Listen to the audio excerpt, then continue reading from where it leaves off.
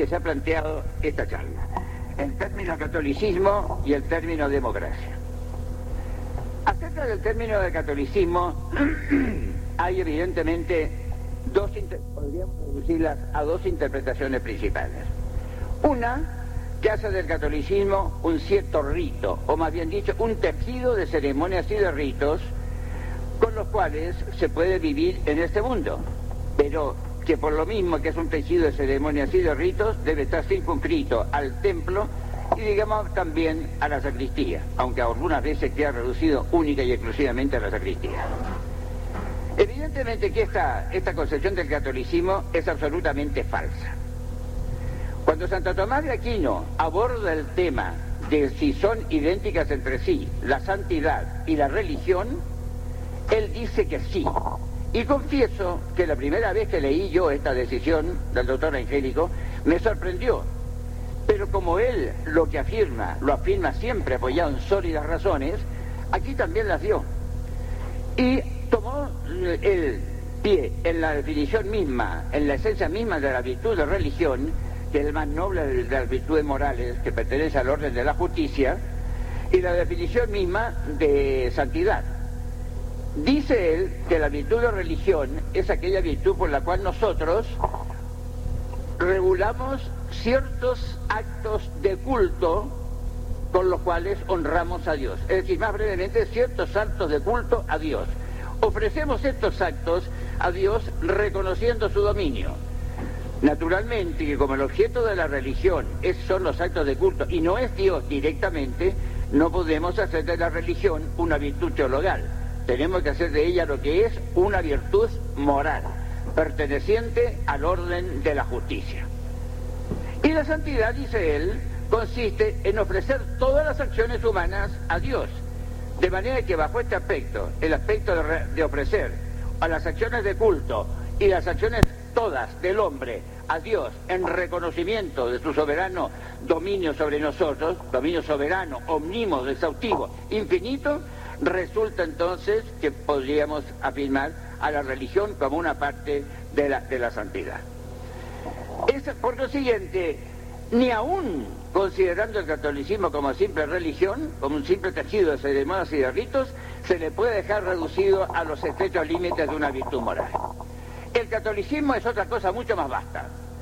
Una cosa tan vasta que hoy día, como no se estudia, no se lee primero la palabra de Dios, y en segundo lugar no se comentan o no se leen los comentaristas de la palabra de Dios, que fueron los padres de la Iglesia y los teólogos de la Iglesia Católica, los teólogos auténticos, no el que hemos tenido hace poco tiempo en esta tierra, que podría llamarse teólogo del demonio.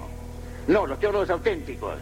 Como la gente no lee ni la palabra de Dios, ni a los intérpretes de la palabra de Dios, tampoco no tiene la menor idea de lo que es realmente el ser católico. Yo creo que el catolicismo desde luego es una vida. ¿En qué me apoyo? Tengo unos apoyos bastante sólidos. El primero, bueno, el mismo Cristo Señor nuestro, cuyas palabras recogidas por San Mateo, San Marcos, San Lucas y San Juan nos están diciendo constantemente que nosotros somos hijos del Padre Celestial. Si leemos los capítulos 5, 6 y 7 del inmortal Sermón de la Montaña, veremos ahí que Cristo una y otra vez habla de vuestro Padre Celestial. Y es evidente que el sentido común nos tiene que dictar que si nosotros somos hijos del Padre Celestial, Dios es Padre nuestro, nosotros somos hijos del Padre Celestial. Por consiguiente, ese es el mayor título de nobleza. Hijos del Padre. No cultores de ciertos actos de rito. Hijos. Y el que es hijo de su Padre las 24 horas del día. Y esto es lo que ignoramos los católicos hoy día, que hay que ser católicos las 24 horas del día. Hágase lo que se haga. Cuando ores, no seas como los hipócritas que ponen caras largas. Tú perfumas tu cara. Y tu Padre Celestial y tu Padre, que ve el secreto, te recompensará.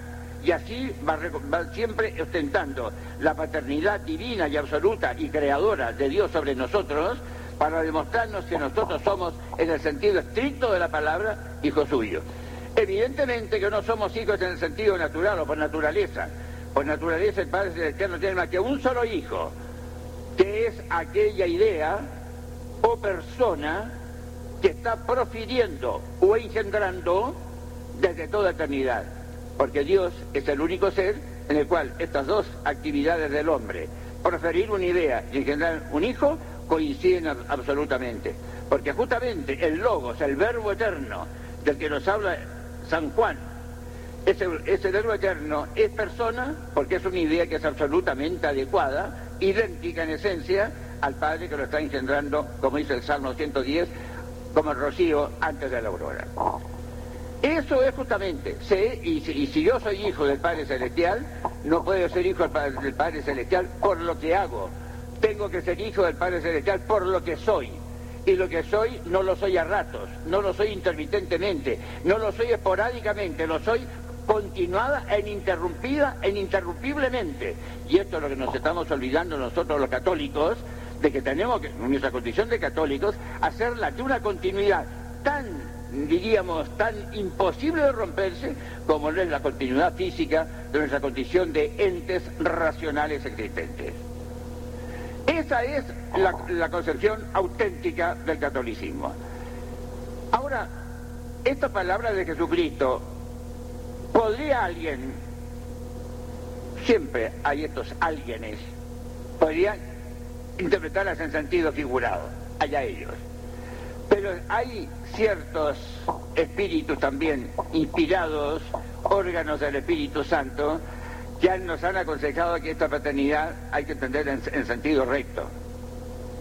San Juan, el doctor de la caridad, el gran doctor de la Iglesia por excelencia, él nos dice en esa portentosa primera epístola: oh, cuán grande es el amor de Dios hacia nosotros, que no solamente hace que nos llamemos, sino que seamos hijos suyos. Él ve perfectamente claro, no solamente nos llamamos, lo somos efectivamente. Y por otro lado, San Pablo, aquel vaso de elección, aquel Cristo derribó del caballo para hacerlo mensajero suyo ante las naciones, el vaso de elección, así fue calificado por el propio Cristo, también dice: no hemos recibido nosotros el espíritu de temor para recaer en la servidumbre, hemos recibido el espíritu de adopción por el cual clamamos Abba, Pater. Y si el espíritu de adopción que hemos recibido nos permite llamar a Dios Padre, es porque nosotros somos hijos suyos. Así por lo menos lo dice el sentido común. Esta es la gran condición del católico. Somos hijos de Dios.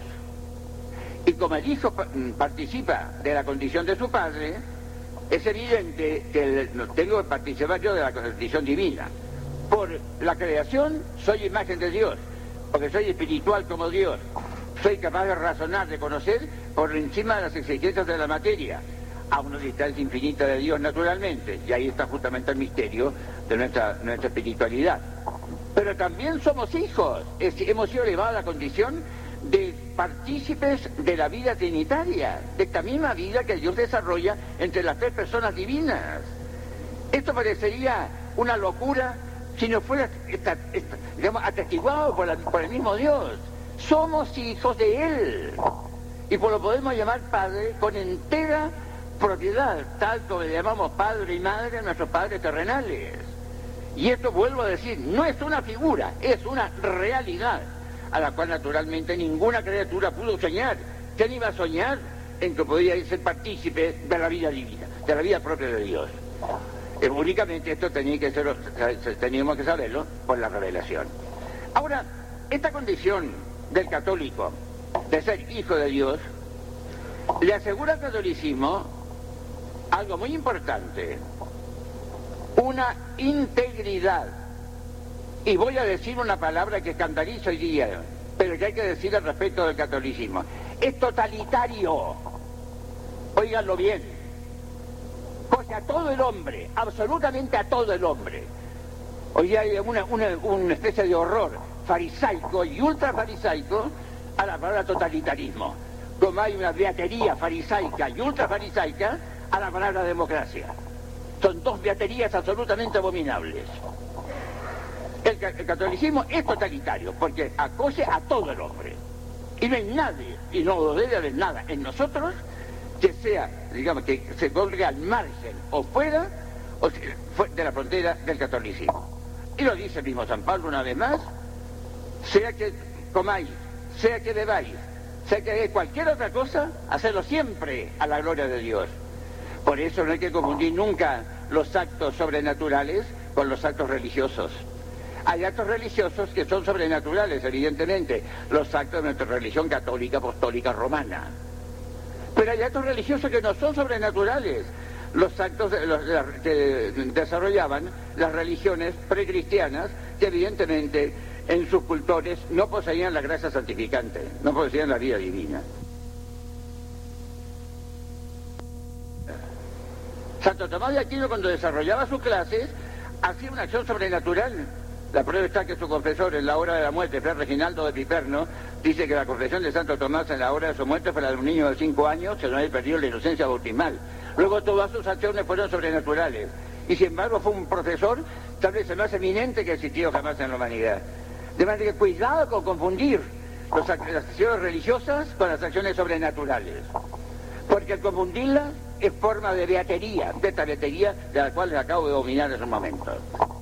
El cristiano debe ser, ante todo, humano, porque no se puede ser buen cristiano sin tener hombría. Hoy día, y justamente las circunstancias nos están marcando, ¿cuál es la imagen del católico de hoy día? Y esto lo he dicho a mis amigos, saben seguramente que lo he dicho en privado, pero quiero decirlo en público. Lo que mejor caracteriza al católico de hoy día es el gazapo. ¿Cómo decía el diccionario gazapo? Conejo joven cobarde. Este es el católico de hoy día. Porque han dado con esto, con que la violencia es intrínsecamente mala. Y esta es otra batería también. No hay que ser violentos, hay que ser violentos. El reino de los cielos padece violencia. Y solamente los violentos lo arrebatan. No lo digo yo.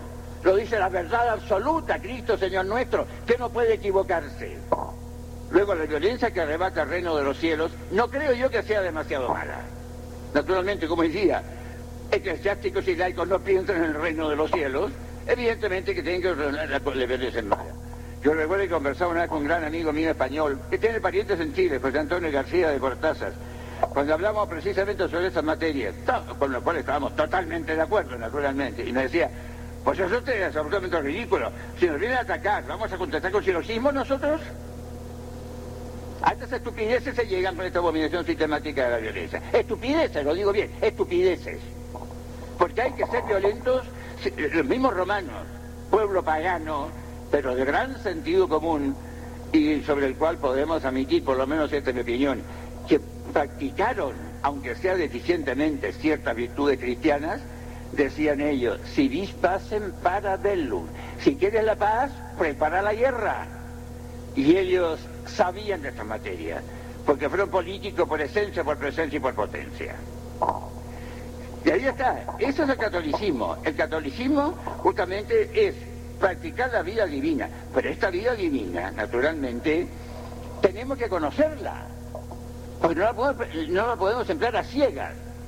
Porque nosotros no podemos actuar a ciegas, tenemos la razón, tenemos la inteligencia, somos seres inteligentes, no somos inteligencia pura como los ángeles, ni la inteligencia subsistente como Dios tampoco, no, pero somos inteligentes y tenemos que dar prueba de inteligencia, porque si dejamos la inteligencia, o sea, el pensar por el puro sentir como se hace ahora, sencillamente decaemos en nuestra condición humana y correspondemos sencillamente a la definición de brutos animales, como calificaba San Alberto Magno a los que contrariaban sus doctrinas, que por lo demás eran las verdaderas, cuando habla de que discurrían tan cuan bruta animancia, decía, como brutos animales. Si nosotros abandonamos la razón, caemos en eso. Y nosotros tenemos que ejercitar la razón, primero que todo, para conocer a Cristo, antes que todo, porque Él es la verdad. Y como dice el mismo Santo Tomás de Aquino también, las verdades que nosotros estudiamos y que nosotros practicamos y cultivamos y analizamos son participaciones de la verdad eterna, absoluta y subsistente que se llama Cristo nuestro Señor. Esta es la concepción auténtica del catolicismo. Esto es religión, desde luego, que nos coge a todo el hombre, es totalitaria. Podemos hacer las acciones más humildes, aparentemente más inocuas, podemos hacer otras tantas acciones sobrenaturales que significan otros tantos pasos que damos a lo largo del camino de la vida, como nos decía el Dante, para llegar a nuestra morada eterna. Como se ve, no hay nada de clericalismo, no hay nada de beatería en esto. Cada cosa en su sitio. Y la práctica de los deberes de Estado y la práctica de los deberes del hombre y el Estado que tiene uno, justamente los debe referir al autor de toda verdad, que es justamente nuestro Señor Jesucristo.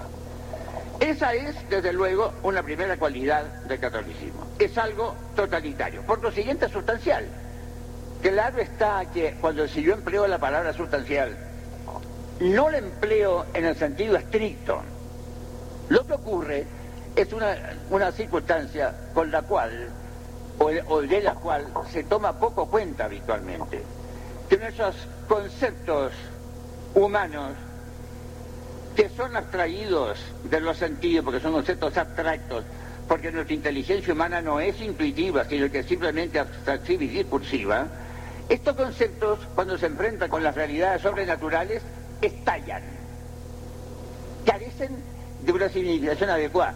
No es que carezcan de toda significación, no, pero se requiere recurrir a este procedimiento al cual recurrían tanto, son los únicos por lo demás que han recurrido a ello, los escolásticos, la analogía. Hay un gran autor brasileño que ha escrito un libro notabilísimo que se llama El rol de la analogía en la teología dogmática. Hay que explicar estas verdades y parece que recurrir a cierta filosofía. Santo Tomás recurrió a la filosofía del Estagirita, que era la única que podía ser bautizada, y él la bautizó, y al bautizarla la perfeccionó, la sobreelevó. Por eso en cierta ocasión decía el padre Saint-Hilaire, hablando de Santo Tomás, que fue más aristotélico que Aristóteles. Realmente, porque extrajo riquezas que Aristóteles, como estaba en las tinieblas de la paganía, no pudo extraer, pero que estaban contenidas en sus principios. Así que Santo Tomás no tuvo que contradecir a Aristóteles, tuvo sencillamente que mejorarlo. Y aquí recurro yo también a otro de los conceptos en los cuales me interesa insistir. Al mejorar una cosa no es alterarla, es todo lo contrario. Porque al fin y al cabo la palabra alterar viene del latín, alter, otro. Alterar una realidad es hacerla otra.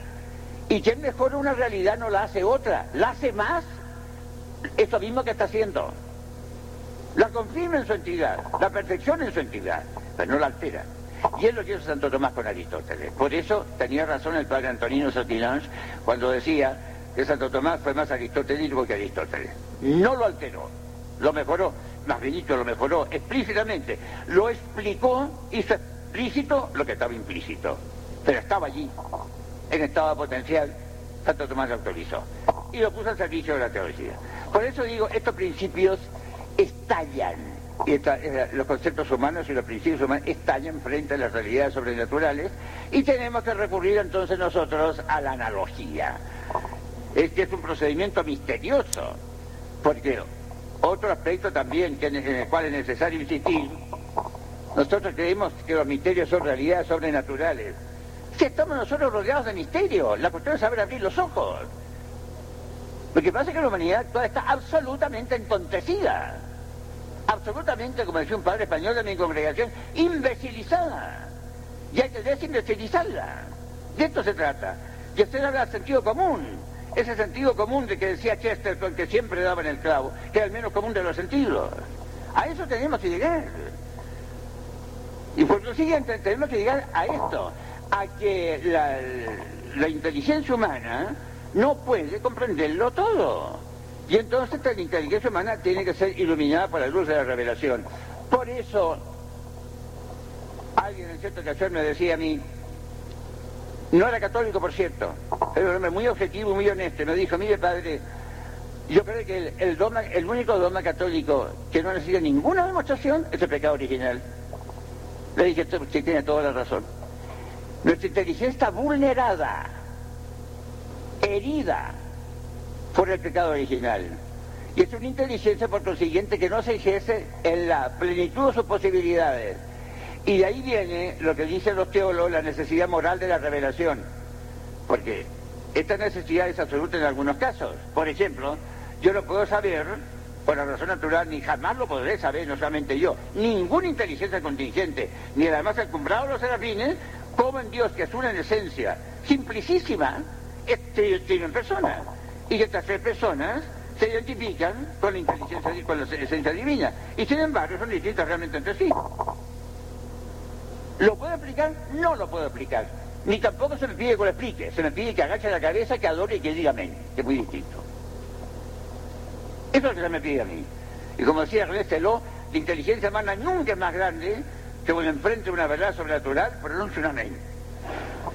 Y eso es lo que sabe que la gente debería pronunciar, ese amén ante la verdad inescrutable, que sin embargo no por ser inescrutable deja de ser verdad. Bueno, entonces, eso fue lo que ocurrió a Aristóteles. Aristóteles no pudo moralmente extraer de sus principios toda la riqueza que estaba contenida en ellos. Y vino un discípulo al cabo de 17 siglos a decir, a traer esas riquezas que había dejado ahí en potencia Aristóteles. Y ahí tenemos entonces esta filosofía aristotélico-tomista puesta al servicio de la revelación. Y eso es lo que hay que hacer justamente con esto de la vida de la gracia. Porque bien, la gracia, la vida sobrenatural, desde un punto de vista, es accidental en nosotros. Es accidental porque, bajo varios aspectos. Accidental porque nos accede. Porque accidente es eso, lo que accede, lo que incide, lo que sobreviene. Este es el accidente. Incluso un accidente de automóvil es algo que le adviene al automóvil, porque ningún fabricante ha fabricado el automóvil para ser destrozado. Claro que le accede, es un accidente. Solo entonces la gracia es una realidad accidental, que le accede o sobreviene al hombre. ¿Cuándo? En el sacramento del bautismo, que ahora estúpidamente están demorando meses. Yo puedo decir, y con amplia ufanía, yo fui bautizado el mismo día en que nací. Nací a las 5 de la mañana en la calle Catedral de Quilla de Monátegui, y a las 2 de la tarde me bautizaron en Santana, don Bernardo Aranguis, tío abuelo de Eladio Vicuña, el antiguo arzobispo de Puerto Montt, del cual soy gran amigo yo. La vida sobrenatural, ahí comienza entonces el espíritu de adopción. Ahí comenzamos a vivir sobrenatural. Ahora, esta vida, por consiguiente, que es accidental desde un punto de vista metafísico, porque no es subsistente, la vida sobrenatural no es subsistente ni en los hombres ni en los ángeles. Es subsistente únicamente en Dios, que ya no es sobrenatural para Él, es la natural de Él. Pero nosotros es accidente, en cierto sentido, adjetivo. Sin embargo, y aquí va el misterio, la gracia santificante es un hábito sobrenatural, pero no es un hábito, diríamos, entitativo, sino únicamente operativo. ¿En qué consiste esto? Todos nosotros sabemos que los hábitos son ciertas determinaciones cualitativas sobrevenientes al hombre, cuyos objetos de herencia inmediatos son las potencias del hombre, más concretamente la inteligencia y la voluntad, porque las potencias sensitivas no son sujetos de hábitos ni pueden ser sujetos de hábitos. Pero son, diríamos, cualitativas, adjetivas. La gracia de Dios, que hemos visto que es adjetiva porque le accede al hombre, es un hábito sentitativo. O sea, no da un modo de actuar, da un modo de ser. Y aquí tenemos como una especie de organismo sobrenatural que se va insertando en el organismo natural. En nosotros hay el sujeto personal y hay nuestras facultades que ponemos en juego para poder realizar nuestro desarrollo en nuestra vida. Hay un sujeto y un que ejerce su actividad mediante la facultad. También la gracia santificante es un principio primero de ser sobrenatural que ejerce su acción mediante las virtudes que son como sus potencias. De manera que ahí hay una especie de antinomia, casi diríamos anomalía, que consistiría en que un principio que es adjetivo por naturaleza, porque adviene a una esencia o a una persona ya constituida en su ser, resulta que no es un principio próximo de acción como lo son los hábitos naturales, es un principio remoto de acción como es el alma. Y ahí está el misterio, justamente. Ahora, esta ya es una opinión personal mía, en lo cual no voy contra la ortodoxia. Líbreme Dios. Pero sí digo una cosa, que yo vengo sospechando hace mucho tiempo que la gracia santificante no es un valor que pertenece al orden de las esencias, sino al orden del existir. ¿Y por qué? Santo Tomás tiene un principio profundo que dice, vivere individuentivus est esse, El vivir en los vivientes es el ser, es el existir. Entonces, si la gracia de Dios nos da vida sobrenatural, si el vivir es el existir, Dios creo que nos da una existencia sobrenatural, más que una esencia. En fin, esta es una opinión personal mía y que creo que la voy a ir confirmando cada vez más. En fin, ahí el tiempo lo dirá.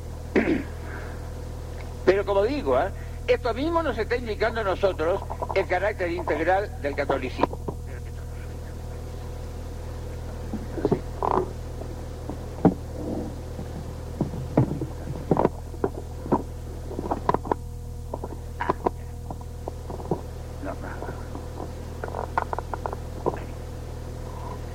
Entonces, esto es el católico. El Hijo de Dios que tiene un vivir sobrenatural. Y este vivir se manifiesta a través de todas las actividades de su vida. Y cualquier otra concepción que se tenga de lo católico, de la realidad católica,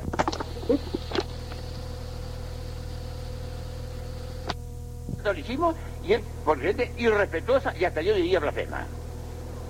Y de ahí vemos las contradicciones en que caemos todos. Porque ¿quién de nosotros puede decir, como dijo Cristo, ¿quién me puede arguir de pecado? ¿Quién de nosotros puede decir que se manifieste católico a lo largo de todas las secciones de su vida? Tendría que ser yo el optimismo preparadisíaco para decirlo. Resulta entonces, esta es la concepción auténtica del catolicismo.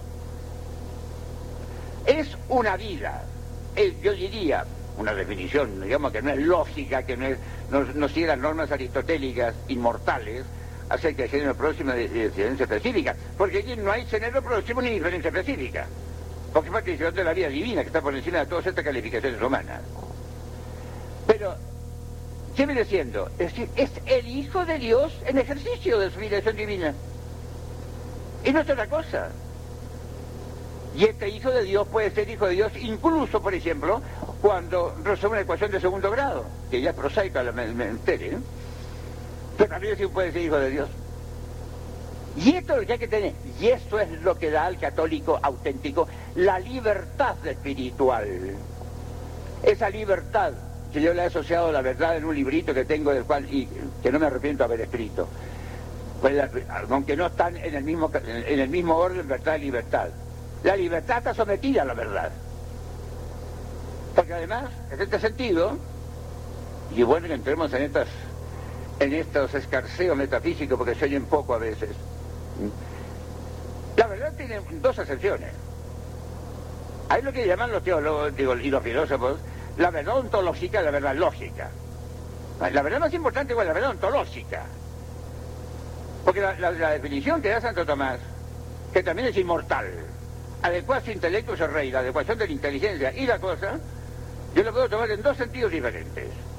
Adecuación de la inteligencia a la cosa, adecuar su intelecto al rey, adecuación de la cosa a la inteligencia, adecuarse rey al intelecto.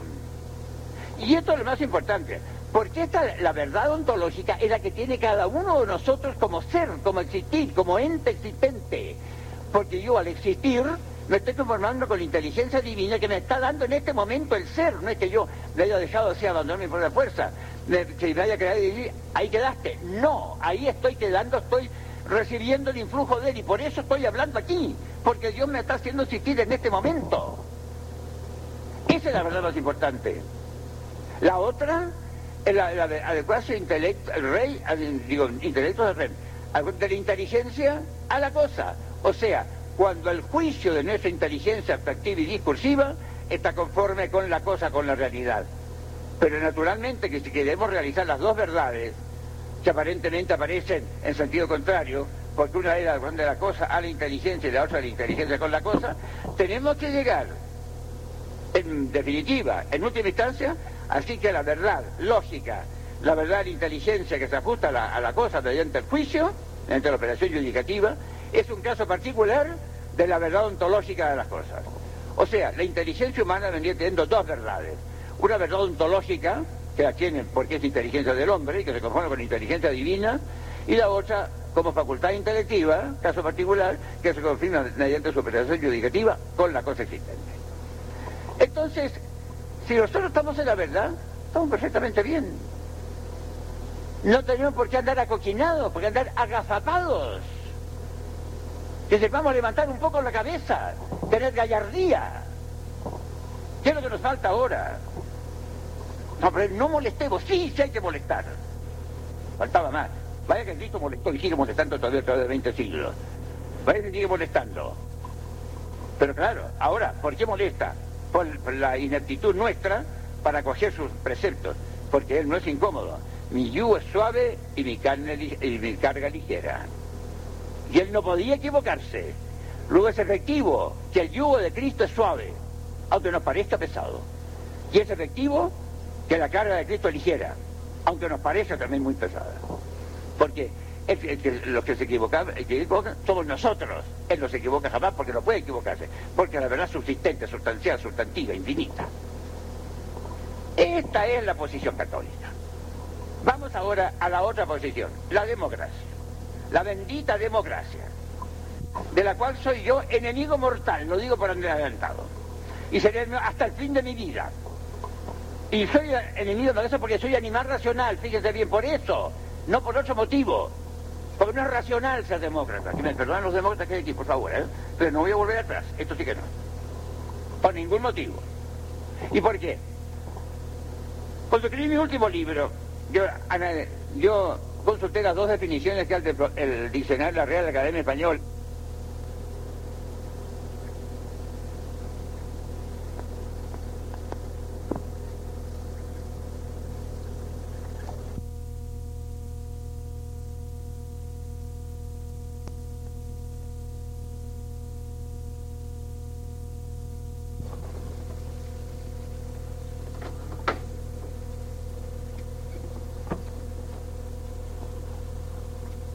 Y además es aceptado con un aire beatífico, cosa tan bella.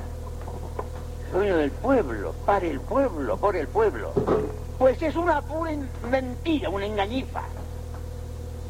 Y los que emplean esta denominación en mucha parte saben que es engañifa, pero es instrumento para oprimir a los demás. Porque yo el argumento que me hago es muy sencillo. Mandar es una acción transeúnte o transitiva, no inmanente. Me explico. Las acciones inmanentes, filosofía atomista, y aristotélica. Las acciones inmanentes son aquellas acciones que se originan, se desarrollan y terminan en el sujeto. Por ejemplo, el conocer. El conocer mío, yo conozco cualquier objeto que se conoce también en mí, porque el objeto para ser conocido por mí está en mí. Esto parece un disparate, claro. A los tontos les parece un disparate, evidente. Y así tiene que ser. La verdad de los tontos siempre les parecen disparates. Pero en sí no es eso, porque hay un fenómeno tan familiar, que yo lo empleo en clase. Cuando yo me miro al espejo, claro que trato de no mirarme demasiadas veces, porque no me conviene. Cuando yo me miro al espejo, bueno, ¿estoy en el espejo yo o no estoy en el espejo? Claro que estoy en el espejo, y estoy en mí mismo también. Porque si yo no estuviera en el espejo, yo no me miraría en el espejo. Miraría en el espejo a fulano de tal o sultano de cual, pero no a Valorina. Pero yo me miro en el espejo, yo estoy en mí mismo y estoy en el espejo. ¿Y es tontería? No, pues, es evidencia. Entonces, lo mismo también es aquí. En el sentido digamos, de la verdad, el gobierno del pueblo, por el pueblo y para el pueblo, ¿qué quiere decir? Quiere decir que si el pueblo es gobernante, gobierna en seco. Porque se me olvidó, porque esa acción inmanente, la acción transitiva es acción que termina en un principio en un sujeto y termina en el objeto. Y el gobernar es una acción transitiva. Evidente. Porque hay un gobernante y hay gobernados. Luego hay una distinción perfectamente real entre el gobernante y el gobernado. Entonces, bueno, si el pueblo es gobernante, no hay gobernado. Porque el pueblo es el pueblo, no es una fracción del pueblo. El pueblo gobierna. ¿Sobre quién? Sobre nadie, gobierna en seco. Esta es la estupidez soberana que llega a la democracia. Estupidez, oiganlo bien, estupidez soberana. No de cualquier manera, soberana. Esto es, Después vamos a ver el auténtico significado de la democracia, ¿no? Estoy hablando de la democracia, digo, el significado que le dan los demoliberales, acerca de los cuales, algunos de mis amigos ya conocen esta definición, yo una opinión muy clara. El demoliberal es un comunista que se quedó a medio camino. Y el comunista es un liberal que llega hasta las últimas consecuencias. Y estoy ufano de esta identificación, y la voy a seguir empleando, porque es eso. El liberal es cobarde. Parte de un materialismo lo mismo que el comunista, porque niega todo valor trascendente. Ahora, esta estupidez de la democracia, ¿por qué se admite? Primero, porque la humanidad actual tiene un defecto fundamental, la absoluta holgazanería mental. Son unos holgazanes miserables desde el punto de vista mental. No quieren pensar. Ahora, falta la lógica, ¿no? Yo recuerdo que en cierta ocasión, esto anécdota personal, yo bauticé a un hijo de un sobrino segundo mío, a una hija, Catalina se puso. Y ahí había una serie de chiquillos. Y alguien dijo, pero le preguntó, ¿por qué cosa es la fe? Y uno de ellos dice, la fe es un negocio irracional. Así le dije, mira, ¿quiénes son tus padres? Fulano y sultana. ¿Estás seguro de eso? Y ahí se me amostazó, ¿eh? No, dice, no por insultarte, pero ¿tú estás seguro? Sí, ¿y por qué? ¿Te acuerdas cuando naciste? No, porque me lo han dicho. Ah, ¿tú crees? Fe. Ponte a andar en 4. Ya que eres irracional. Tienes una actividad irracional y tienes una. Ponte a andar en 4. No le gustó mucho, ¿eh? Porque además esto fue con una carcajada general. Claro, no sé qué. Estas estupideces se prefieren con una soltura de cuerpo absolutamente sin igual. Y creen que en cada una pica en Flandes, ¿no? Sin darse cuenta que las picas en Flandes las clavaban los españoles del siglo XVI. Y no después, ni otros. Ahí está. Entonces, es una estupidez soberana. Y además, otra cosa que viene a confirmar esto. Es una violencia soberana también. Yo no puedo mandar al que es igual mío, al que es igual a mí. ¿Por qué? Porque mandar es un acto. El que manda es un agente, un activo, uno que actúa. El mandado es uno pasivo, uno que recibe la acción de mandar. Luego el mandar, no digo que la persona que manda sea más noble que la persona mandada, digo que el acto de mandar es más noble que el acto de ser mandado. Pues en un caso hay acción y en otro caso hay pasión, que son dos categorías de entre las 10 categorías de nuestro padre Aristóteles. Luego, yo no puedo mandar a un igual en cuanto igual, porque esto es una violencia. El que manda es superior al mandado, en la perspectiva del mandar, naturalmente, no en otra perspectiva. Ahora, ¿qué superioridad puede alegar un animal racional mandante, es decir, una imagen de Dios por creación e hijo de Dios por adopción, que manda sobre una imagen de Dios por creación y un hijo de Dios por adopción que es mandado? ¿Qué superioridad puede alegar? Alguna tiene que alegar. Y esa superioridad tiene que ser, lógico, superior a la naturaleza humana. Puesto que las dos la tienen, el mandante y el mandado tienen naturaleza humana. Luego tiene que hacer algo que legitime el que un hombre mande a otro, algo superior a la naturaleza humana. ¿Y cuál es ese algo superior? El origen divino de la autoridad, que se prueba por la razón natural, además de probarse por San Pablo. No es potestas ni seadeo, no hay potestad sino por él. Y él ha hecho todas las que hay en el mundo, no solamente la política, todas. Y si yo no ostento representación divina, no tengo derecho a mandar a los demás. Y los ostentaré hasta el fin de mi vida, porque es la verdad además. Naturalmente los demócratas, que no ven más allá de sus narices, y he dicho siempre que los agnósticos, los demócratas, son enfermos de raquitismo mental. Son raquíticos mentales, contrahechos mentales. Recuerdo todavía yo en cierta ocasión en Concepción, había un padre español muy inteligente, el padre Gerardo Díez, además que tenía un salero único. Y en cierta ocasión íbamos a hacer una fiesta, y naturalmente se ponían estos pomposos libros de oro, que llaman que son de papel, ¿no? Pero en fin, libros de oro, en que había que firmar con una sentencia, naturalmente, una sentencia muy profunda, ¿no? Generalmente lo tomaban estos testigos de la escritura. Y él puso muy modestamente lo siguiente, era una fiesta de la Virgen. Virgen Santísima, si es posible, desimbecila a los hombres. Punto. Tenía razón, si es posible. Puso condicional primero, yo también lo pongo. Pero bien, tenemos que llegar a eso, ¿no? Entonces, ahora, ¿cuál es el concepto auténtico de la democracia? Primero, la democracia no es un fin. Hoy día tenemos, ya saben ustedes a qué me refiero, ¿no? Bueno, hay que llegar a la democracia. No, señora, bueno, se llega, por la democracia se camina. Es un camino, es una ruta, es una vía, no es un punto de llegada. Despabilese de una vez por todas usted. ¿Está claro? Y en segundo lugar, ¿no? La democracia no es un régimen y eso es medio porque es una forma de gobierno, ¿eh? Pero evidentemente que esto de forma de gobierno hay que entenderlo. No hay una forma de gobierno democrática. Santo Tomás, que veía muy lejos,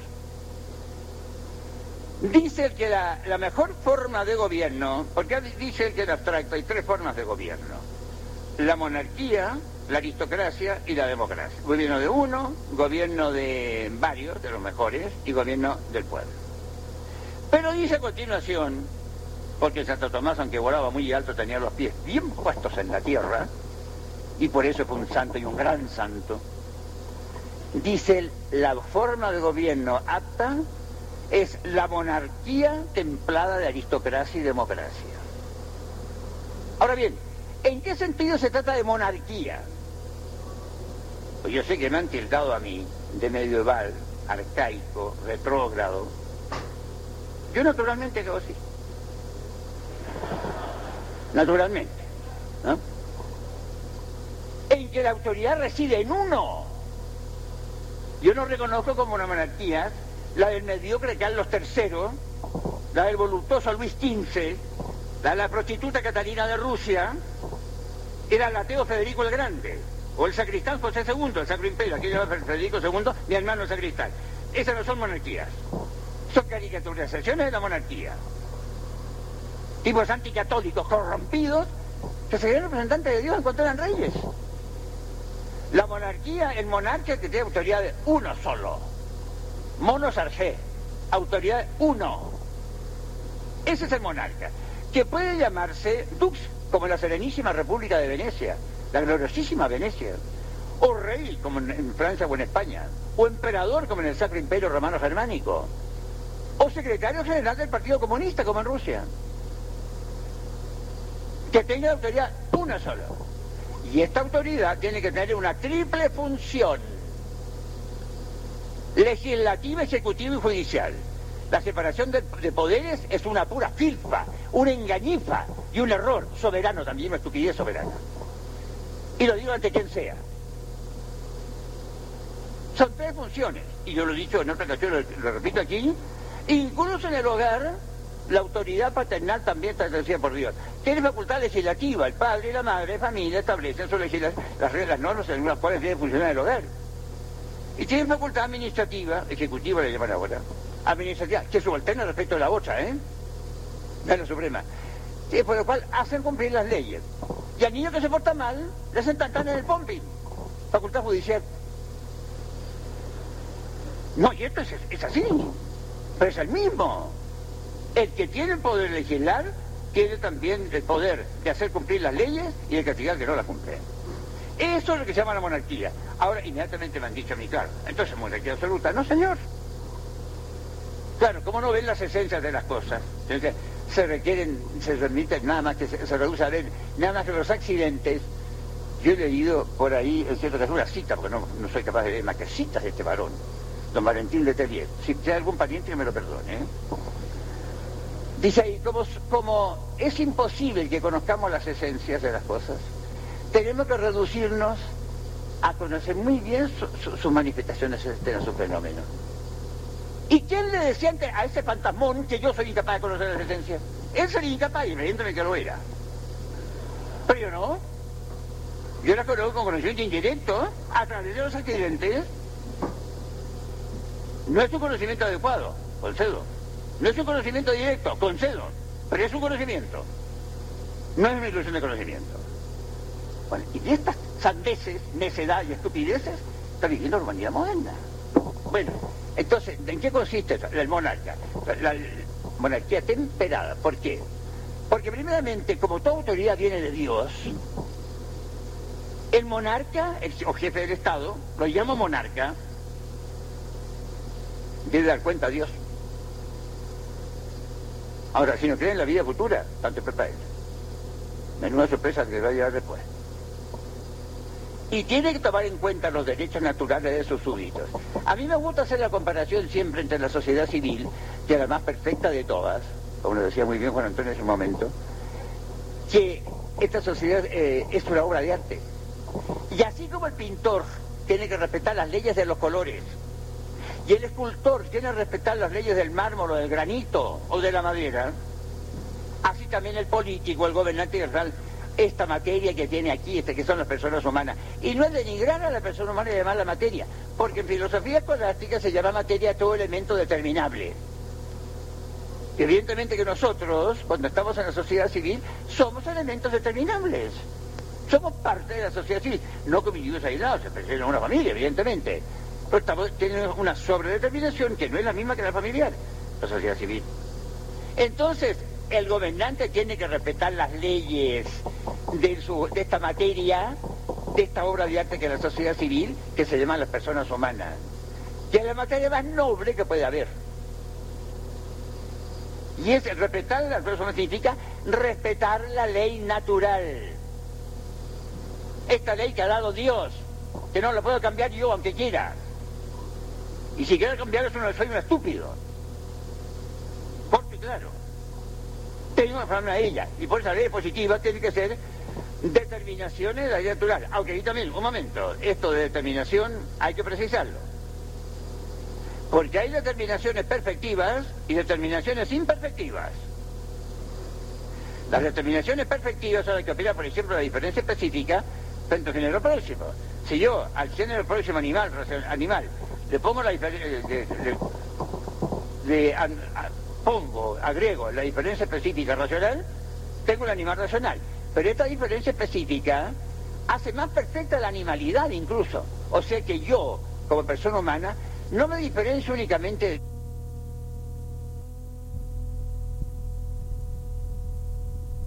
No. También en cuanto a mi animalidad humana es más perfecta que la de los brutos. Yo con mis oídos, por ejemplo, oigo la novena sinfonía, o el Amor Brujo de Manuel de Falla. Y a un gato le ponen ahí y bufa. Como yo veo con los ojos también, Carlos V en Milberg de Tiziano, o las Meninas de Velázquez. Y pongo a un gato frente a esta obra de arte, también bufa. Y yo oigo la música con los sentidos, así lo decía Wagner, y lo tengo escrito, yo también tengo esta cita, y lo corroboraba Debussy. Entonces, soy como animal más perfecto. Entonces, esto es lo que tiene que respetar el gobernante, esta materia que tiene en sus manos, que son las personas humanas, o sea, racionales e imagen de Dios. Pero además, tiene que respetar su condición de hijos de Dios. O sea, que si las personas humanas integran una sociedad, estas personas humanas tienen derecho a ejercer su condición de hijos de Dios. Que se oiga bien esto. Recuerdo una vez estábamos en la Embajada de Chile en Madrid, en un 18 de septiembre, y había un grupo de chilenos ahí, amigos. Estaban frente a un grupo de españoles, entre los cuales estaba uno que yo conocí en casa de Germán Vergara, mi compañero de colegio, que fue encargado de negocios allá, que era Antonio de la Cera, secretario de la Comisaría de Música. Un hombre, para explicarlo, muy buen católico, misa dominical y bisexto, por cierto, ejemplar padre de familia, ejemplar marido, y de comunión unas cuantas veces al año, para decir que era un católico, bueno, pero no era excepcionalmente piadoso. Y uno de los chilenos, de estos espíritus fuertes que hay, yo soy completamente débil, lo he dado de antemano ya, estos espíritus fuertes. Pero díganme ustedes, ¿por qué se sublevaron ustedes al gobierno de la guerra civil española. Y eso nos está muy tranquilo, porque no podíamos rezar tranquilos. Claro que a muchas veces exageración. Yo creo que si yo no puedo rezar tranquilo en la sociedad civil y tengo poder para sublevarme, tengo que sublevarme. Porque mi deber personal y primordial es adorar a Dios sobre todas las cosas. Y si yo no puedo adorar, la sociedad civil no está cumpliendo frente a mí su misión, que es el bien común mío. Yo ingreso a la sociedad civil para mi bien, no para mi mal. Y si yo, estando en una sociedad civil, no puedo rezar, estoy en ella para mi mal. Y el gobierno no está cumpliendo su deber. Entonces, ahí está la limitación del gobernante. Nada monarquías absolutas, nada.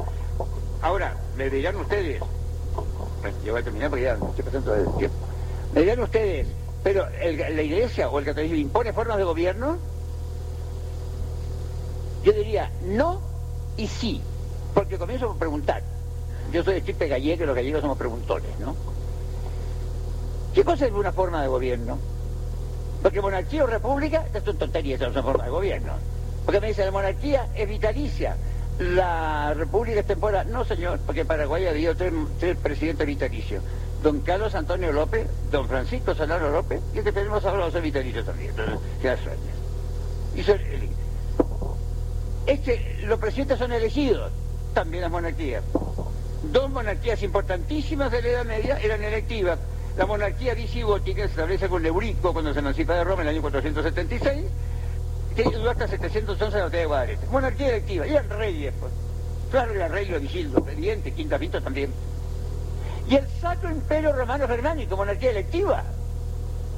Oficialmente la monarquía más importante de la que está. ¿Dónde está entonces la diferencia de monarquía y república? Por la FIFA.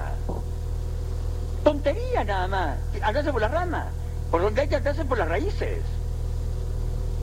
Ahora, la forma de gobierno, la otra, la forma esencial de la sociedad civil es su ordenación al bien común. Su tendencia al bien común. Esa es la forma. También nosotros hay muchas formas. Tenemos la forma sustancial que nos hace entes humanos, que es el alma, y tenemos las formas cualitativas. Una forma ejemplar la que tuvo Miguel Ángel de esculpir la Pietà, una forma cualitativa que tuvo.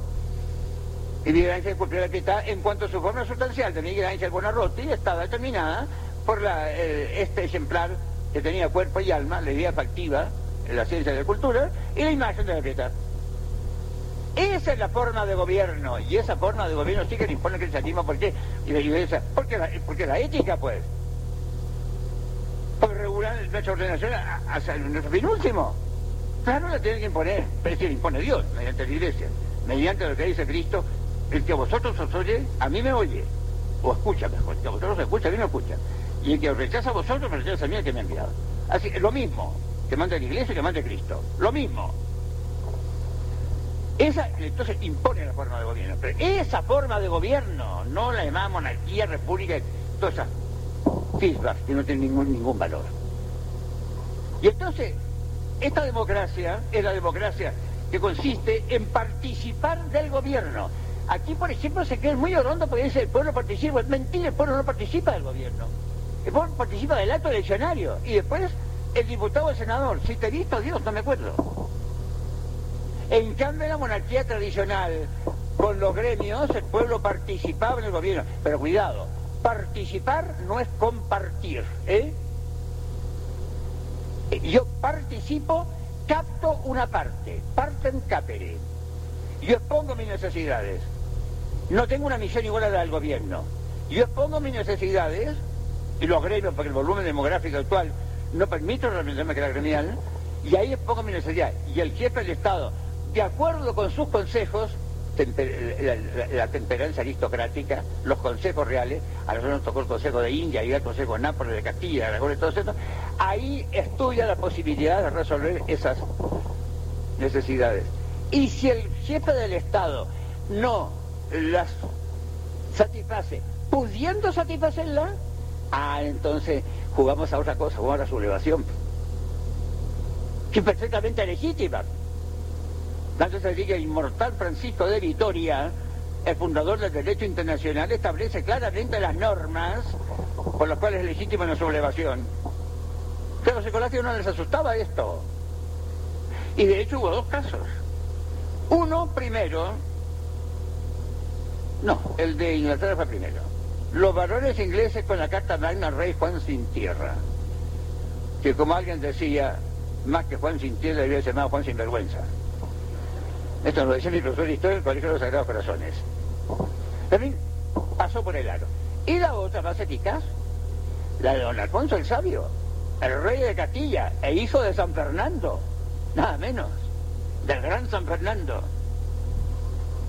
Cuando le prescribieron que debía gastar tantos maravillas por día para comer, porque había ahí un despilfarro en Castilla que era imposible. Y como no entendió, se sublevaron y lo echaron abajo. Y fue proclamado rey don Sancho IV, el Bravo. Tal cual.